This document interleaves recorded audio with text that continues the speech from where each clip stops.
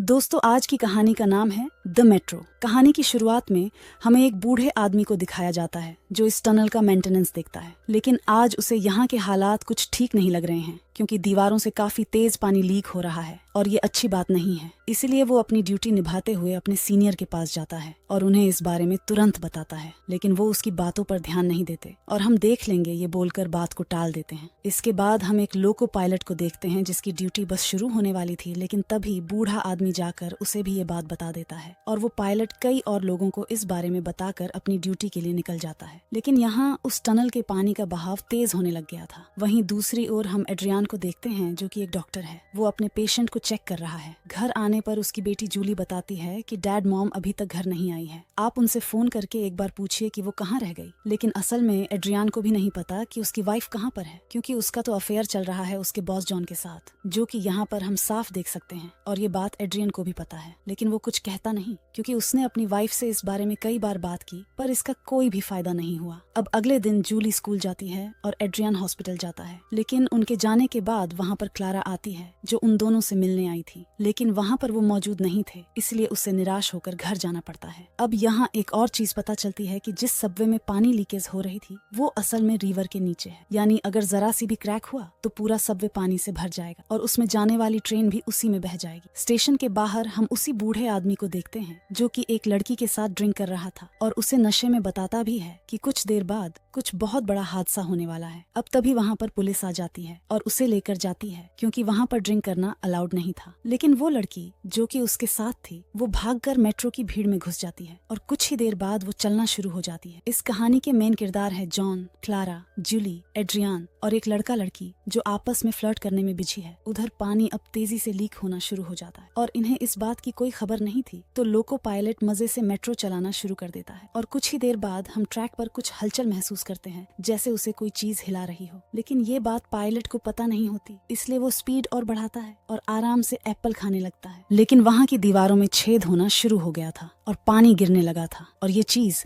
जब loco pilot देख लेता तो वह तुरंत इमरजेंसी ब्रेक लगाता है। लेकिन इतनी जल्दी ट्रेन नहीं रुकने वाली थी और उस ब्रेक की वजह से पीछे से सारे डिब्बे में तेजी का झटका लगता है और इसी वजह से जितने भी लोग मौजूद थे सभी एक दूसरे के ऊपर गिरना शुरू हो जाते हैं। अब मेट्रो पटरी से उतर जाती है, लेकिन जो कि मेट्रो टनल में थी इसलिए डब्बे गिरते नहीं हैं, लेकिन झटके की वजह से बहुत तबाही होती है। एक अफरा तफरी का माहौल बन जाता और सभी चिल्ला रहे थे क्योंकि इसमें कई लोग तो मारे भी गए थे। लेकिन कुछ ही देर बाद जब सब कुछ शांत हो जाता है तो हम देख पाते हैं कि असल में वहाँ पर क्या हुआ है। जॉन फौरन खिड़कियों को तोड़ता है और बाहर देखता है, लेकिन वहाँ पर जाना सेफ नहीं है क्योंकि पानी में करंट हो सकता है और इसीलिए वो ट्रेन के ऊपर चढ़कर आगे जाने का ट्राई करता है। उधर हम एड्रियान को देखते हैं जो उठते ही अपनी बेटी को ढूंढना शुरू कर देता है क्योंकि वो उसे कहीं दिखाई नहीं दे रही थी। हर जगह ढूंढने पर वो उसे सीट के नीचे लेटी हुई मिलती है। लेकिन तभी एक आदमी को हम देखते हैं जो सभी सीट के ऊपर से चढ़कर आगे जा रहा था। अगर वो जूली के ऊपर से चला गया तो वह मर भी सकती है, इसीलिए एड्रियान उसे रोकने की कोशिश करता है, लेकिन वो रुकने का नाम नहीं ले रहा था और तभी जॉन आकर उसकी मदद करता है और उसकी बेटी को बाहर निकालता है। इसके बाद हम क्लारा को देखते हैं जो बार बार जूली को फोन कर रही थी, लेकिन उसका फोन बंद आ रहा था। अब यहाँ एक और मुसीबत आने वाली है। उस रूट पर एक दूसरी मेट्रो तेजी से आ रही है, लेकिन तभी उसे रेड सिग्नल मिलता है जिसकी वजह से वो अपनी स्पीड कम कर लेती है और फिर धीरे धीरे आगे बढ़ने लगती है। लेकिन उसी समय उसे ट्रैक पर ढेर सारा पानी दिखता है जो कि टनल से होते हुए आ रहा था। तभी कंट्रोल रूम में उसके पास मैसेज आता है कि आपको दोबारा से उसी स्टेशन पर लौट जाना है जहाँ से आप आए थे। इसलिए फौरन ये लोग ट्रेन को उल्टी डायरेक्शन में चलाना शुरू कर देते हैं। लेकिन उसमें बैठे पैसेंजर को जरा भी खबर नहीं थी कि आखिर ये सब क्यों हो रहा है। इधर एड्रियान एक जख्मी आदमी की मदद कर रहा होता है, लेकिन ट्रैक के जरिए हजारों लोग अब आगे बढ़ रहे थे। उन्हें यह लग रहा था कि शायद कुछ ही दूर पर उन्हें स्टेशन मिल जाएगा और वो जान बचाकर यहाँ से निकल जाएंगे। लेकिन तभी वहाँ पर इलेक्ट्रिसिटी ऑन हो जाती है जिसकी वजह से ग्राउंड पर करंट दौड़ने लग जाता है। अब जितने भी लोग थे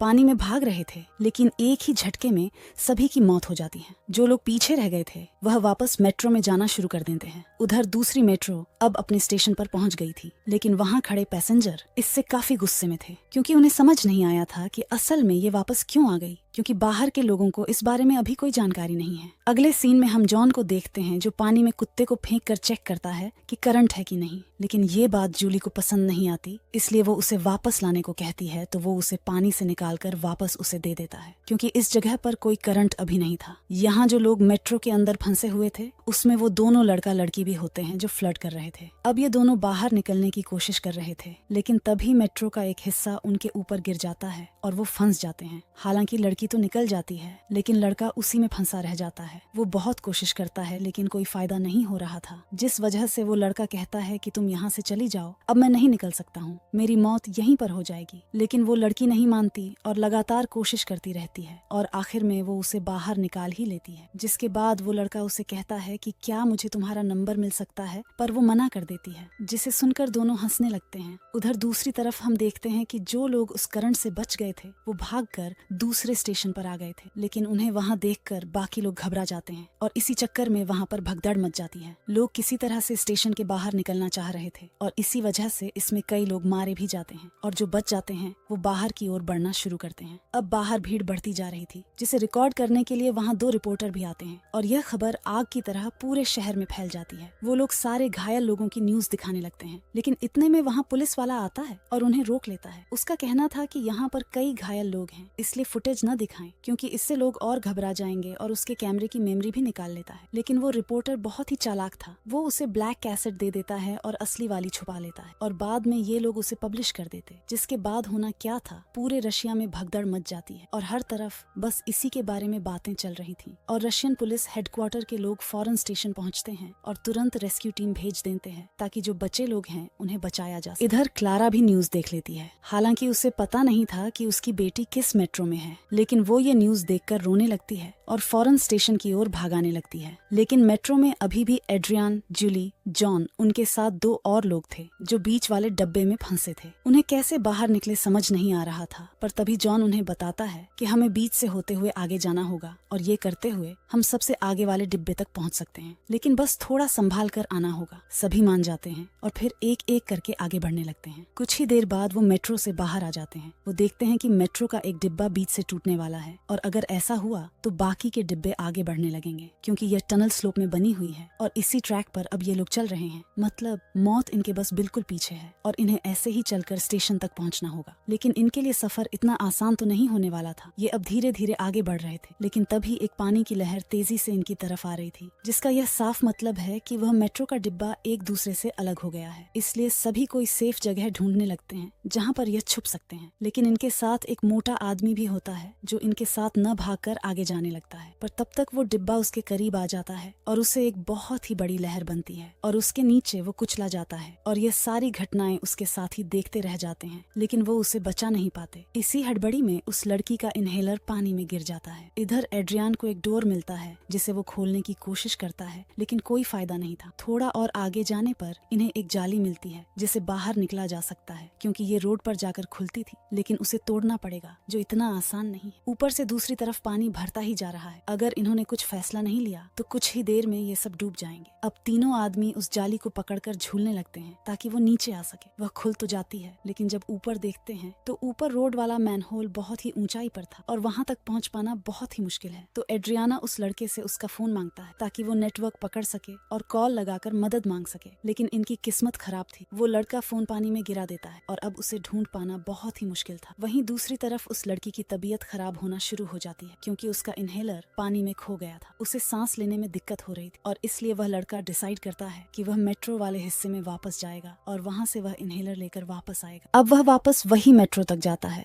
और वहां जाकर उसे वह इनहेलर मिल जाता है, लेकिन उसकी टॉर्च कहीं खो जाती है, जिस वजह से वह पैनिक होने लगता है। इसी कारण वो रास्ता भी भूल जाता है। लेकिन यहाँ वो लड़की दिमाग यूज करती है और वो परफ्यूम से आग जलाती है जिससे थोड़ी रोशनी होती है और वो उसी को फॉलो करके ऊपर आ जाता है और उसको इनहेलर दे देता है। अब वो लोग फिर से उसी जाली के पास जाते हैं, लेकिन अब वहाँ पहले जैसा कुछ नहीं रहा, क्योंकि पानी का लेवल बहुत ही ऊपर आ गया था, जिस वजह से इन लोगों को अब सांस लेने में दिक्कत होने लगती है। सब लोग जाली से अपना मुंह ऊपर करके सांस ले रहे थे। तभी जॉन के फोन में सिग्नल आ जाता है और वो तुरंत क्लारा को कॉल लगाता है। उसे बताता है कि हम लोग यहाँ एक मैन होल के नीचे फंसे हुए हैं, जल्दी से किसी को भेजो, मेरे साथ जूली और अड्रियान भी है। ये सुन के वो थोड़ा खुश होती है क्योंकि कम से कम वो अभी तक जिंदा है। उसे यही लग रहा था कि वो मारे जा चुके हैं। तभी अचानक से हम देखते हैं कि एक पानी का सैलाब इनकी और तेजी से बढ़ रहा है। कुछ ही देर बाद ये सभी एक दूसरे से बिछड़ जाते हैं और यहाँ जब मेट्रो अटकी हुई थी वो आगे निकल जाती है, जिसके साथ वहाँ पे रुका हुआ पानी भी उसके साथ बह जाता है और वो सब भी वहाँ से बहकर काफी आगे आ जाते हैं। कुछ देर बाद वहाँ पर रेस्क्यू वाले अंदर आते हैं क्योंकि जूली ने उन्हें बताया था कि वो यहीं पर फंसे हुए हैं, लेकिन उनकी किस्मत खराब थी। वो लोग अब और आगे निकल चुके हैं। उधर जॉन के पैर पर चोट लग जाती है और वो जैसे तैसे करके आगे आता है, अपने लोगों के पास पहुंचता है, लेकिन वो ऊपर चढ़ नहीं पा रहा था, इसलिए एड्रियन उसकी मदद करता है और उसे ऊपर लाता है। यहाँ वो उसे ये भी कहता है कि तुम्हें क्या लगता है कि मैं तुम्हें इतनी आसानी से मरने दूंगा? नहीं, ऐसा नहीं है। अभी तुम्हें कुछ पेपर पर साइन करना है, जिसके बाद तुम कहीं भी जाओ, मेरी बीवी के साथ मुझे कोई फर्क नहीं पड़ेगा, क्योंकि मुझे अच्छे से पता है कि वो इस समय तुम्हारे लिए रो रही होगी। तो जॉन कहता है कि तुम्हें क्या लगता है मैं क्लारा से शादी करने वाला हूँ? नहीं, ऐसा नहीं है। मैं बस उसे यूज कर रहा हूँ, उसका इस्तेमाल कर रहा हूँ और ऐसा चलता रहेगा। वो किसी एक की नहीं हो सकती है। अब उसकी ये बात सुनकर अड्रियान को बहुत गुस्सा आता है, जिसके बाद उन दोनों में लड़ाई होना शुरू हो जाती है। एक पल तो ऐसा लग रहा था कि जैसे कि अड्रियान ने जॉन को मार ही दिया था, क्योंकि वो उसे पानी से बाहर ही नहीं आने दे रहा था। लेकिन तभी अचानक से वो रुक जाता है और दूर जाकर बैठ जाता है, क्योंकि डरने का कोई फायदा नहीं है। जो हकीकत है वो कोई नहीं बदल सकता है। उसके पास उसकी बेटी आकर कहती है कि डैड, आपने मुझसे प्रॉमिस किया था कि आप कभी किसी से लड़ाई नहीं करेंगे। वो अच्छा आदमी नहीं है, इसलिए आप उनसे बात मत करिए। ये सुन के वो रोने लगता है और अपनी बेटी को गले से लगा लेता है। इनके पास अब कोई उम्मीद नहीं बची है और ये इन्हें भी पता चल चुका है, इसलिए ये लोग बस वहीं बैठकर ऊपर वाले को याद करना शुरू कर देते। एक वही है जो इन्हें रास्ता दिखा सकता है। कुछ रेस्क्यू वालों को एक हॉल्ट के पास ये लोग बैठे हुए मिलते हैं, जिन्हें जूली देख लेती है और अपने डैड से कहती हैं कि देखो, शायद कोई आ रहा है। वो देखते हैं कि वहाँ पे सच में रेस्क्यू वाले थे, पर तभी टनल का वो हिस्सा टूट जाता है जिसके ऊपर से नदी बह रही थी। अब इसीलिए पूरे टनल में अब पानी भर चुका था, जो इनकी तरफ तेजी से आ रहा था। तभी वो रेस्क्यू वाला फौरन अपने लोगों से वही वॉकी टॉकी से बातें करता है और कहता है कि शटर गेट बंद कर दो जल्दी से, लेकिन वो बंद नहीं करता। और जब ये बात की खबर उनके सीनियर को लगती है तो वो तुरंत ऑर्डर देते हैं कि गेट को बंद कर दिया जाए, जिसके बाद तुरंत गेट बंद होता है और पानी का लेवल सही हो जाता है। इधर क्लारा अभी भी मैनहोल के पास अपनी बेटी का इंतजार कर रही थी। उसे लग रहा था कि शायद वो बाहर आ जाएगी और इसी पर एक चमत्कार होता है। एक रेस्क्यू वाला गटर से एक आदमी को बाहर आते हुए देखता है। वो फौरन भागता हुआ जाता है और उस जाली को बाहर निकालता है और देखता है कि उसमें उसी का एक साथी है और साथ में वही लोग हैं जो अंदर फंसे थे। फिर एक एक करके सारे लोग ऊपर आने लगते हैं और साथ में वो डॉग भी। लेकिन यहाँ क्लारा ने ये तो सोच लिया था कि अब कोई बचा नहीं है, इसलिए वो जाने लगती है। लेकिन तभी पीछे से उसे आवाज आती है, मम्मी। जब वो पलटती है तो वहाँ उसकी बेटी थी। अब वो भागते हुए जाती है और एड्रियान और जूली दोनों को गले से लगा लेती। ये सब जॉन देख रहा था। अब वो उसके पास नहीं गई थी और उसकी बात गलत साबित हो गई थी, जो उसके चेहरे से साफ साफ झलक रहा था। लेकिन यहाँ एड्रियान क्लारा से नाराज था, इसलिए वो उसके साथ बैठता नहीं है। लेकिन उसकी बेटी के रिक्वेस्ट करने पर वो उसके साथ एम्बुलेंस के अंदर बैठ जाता है। दूसरी तरफ हम उसी लड़के को देखते हैं जो उस लड़की को प्रपोज करता है और वो लड़की भी एक्सेप्ट कर